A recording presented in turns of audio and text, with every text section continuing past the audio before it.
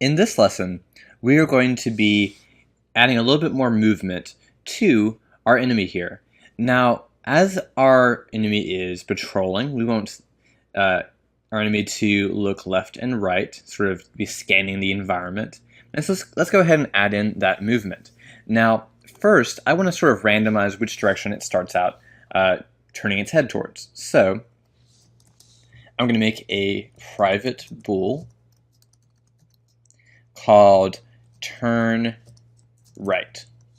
And we need to make a function to return a random bool to this. So this is going to be a bool function. It's going to return that. So I need to say bool. And we're going to go ahead and call it random bool. And then it's going to be pretty simple. Basically, if, and I'm going to use the random class, so random.value, and you can see over here that this is going to return a number between 0 and 1. So that's cool.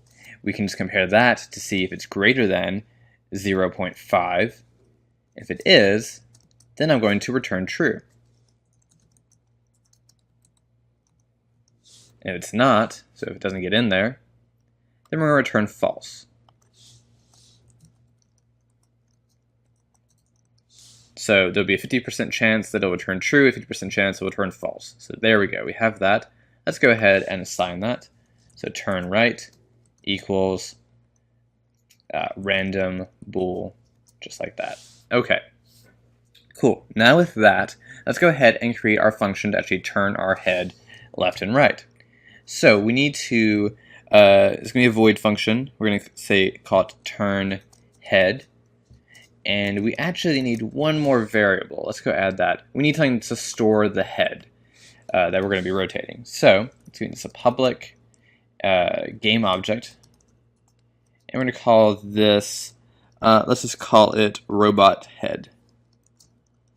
So robot head. And let's go back into Unity for a second so I can sort of show you what we're working with here. So if I open up our enemy here, once that's done compiling, then we can see there's the armature, and this is what's going to have control over the different parts of our object, of our mesh here. Now, if I open that up, open up the root, you can see there's this thing called head bone. And if I rotate it around the z-axis, you can see I'm rotating it left and right. So that's what we're going to be rotating it around. We're going to be checking to see if it is, go to top view here, see if it's rotated too far this way, then we need to rotate it back this way, and too far this way, we need to rotate it back that way. So let's go back over into MonoDevelop and go down into this function here. And we're going to start off by just saying if turn right,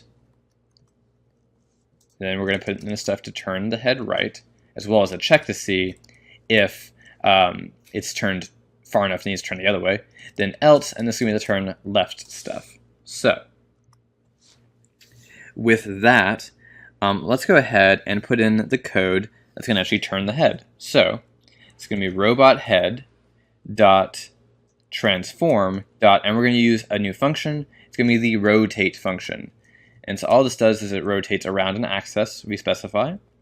And I'm going to specify for turning right, it's going to be, we're going to be rotating around the vector 3 dot forward, which is just shorthand for writing, you can see over here, 0, 0, 1. You can see over here, we are rotating around that axis is what we want to rotate around. But we want to rotate negative for this one. It's going to be this, but in the negative direction, so put a negative there. And close that out, looks good. And it's going to be essentially the same thing for down here, except for we're going to have it not be rotating in the negative direction, but in the positive one. Now, we need to actually put in our checks to see if we've rotated far enough, we need to rotate back the other way. So if robot head dot transform dot, and we're going to check the local Euler angles. So this is the angles that are going to show up right in here in the transform. Global space is going to be, is always positioned where forward is this way, y is this way. It's sort of just like these arrows up here. But the local space of our object changes depending on what direction it's facing. So its y could be going, this direction or this direction or something else like that. So we're just trying to access the local z to make sure how far it's gone on that direction. So to do that, we say local Euler angles dot, and it's going to be the z we're looking at. And we need to see if it is less than 90. If it's less than 90, so if it's rotated far enough along to the right, then we are going to, and this is going to be sort of, it's turned 90 degrees, so it's turned completely to one side. Then we need to change which direction we're going. So it's pretty simple. We just say turn right equals false. Cool, so we have that now. Now we need to do a similar thing here, so we could just go ahead and copy this and then change a few things. So instead of it being less than, it's going to be checking to see if it's greater than, and 270 is the angle on the other side. And we're going to be making this equal to true. So with all of that, now we actually have to call this function somewhere. So going to copy that function name, and we're going to be doing this when we are patrolling. So I'll put it up here. Save it. Let's go back over into Unity. Let that compile. See what errors come up. Hopefully none. And there we go. Cool. Let's go ahead and assign what we need to for the robot head. So right here, we're just going to drag and drop our head bone right there. And now if we play, we should see the head rotate left and right. Follow along with it. So rotated all the way that way, rotating all the way that way, rotating back. So yes, it seems to be working.